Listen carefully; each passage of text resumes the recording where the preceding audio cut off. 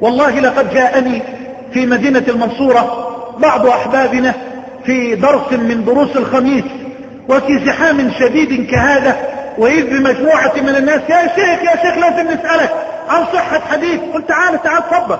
مجموعة من آبائنا الطيبين وإخواننا الفضلاء قال: يا شيخ نريد أن نسألك، هل ثبت أنه صلى الله عليه وسلم كان لا يرد الطيب، كان لا يرد الدهن؟ قلت نعم هذا صحيح، كان صلى الله عليه وسلم لا يرد الدهن. فإذ بواحد منهم يقول لهم بلغة المصريين: مش قلت لكم عشان ما عدتوش تطلمضوا بعد كده معايا؟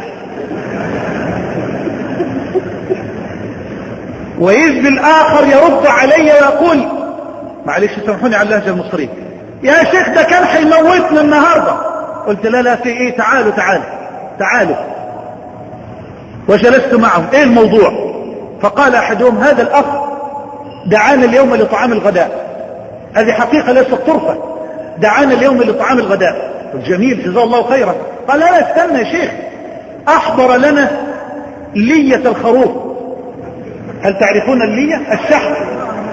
قال: وحمره بالسمن البلد الجميل ووضعه على الأرز، وكان يقطع ويقول: كل. كان صلى الله عليه وسلم لا يرد الدهن.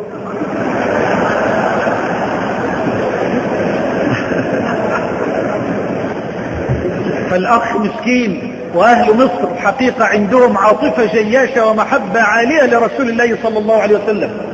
فالأخ يقول له: أنت متأكد أن النبي قال كده؟ يقول له: والله حديث صحيح. فياخد منه قطعة الدهن صلى الله عليه وسلم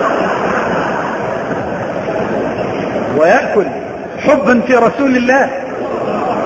وبعدين يعطيه قطعة ثانية، يقول له: مش قادر. يقول له: كان صلى الله عليه وسلم لا يرد الدهن. هترد السنة؟ يقول له: يا ابني انت متأكد ان ده حديث؟ قال له: نسأل محمد حسان النهارده. فأتوا ليسألوا. قلت: يا أخي سامحك الله، كان صلى الله عليه وسلم لا يرد الدهن، أي لا يرد الطيب. قال له: يا ابن الكلب،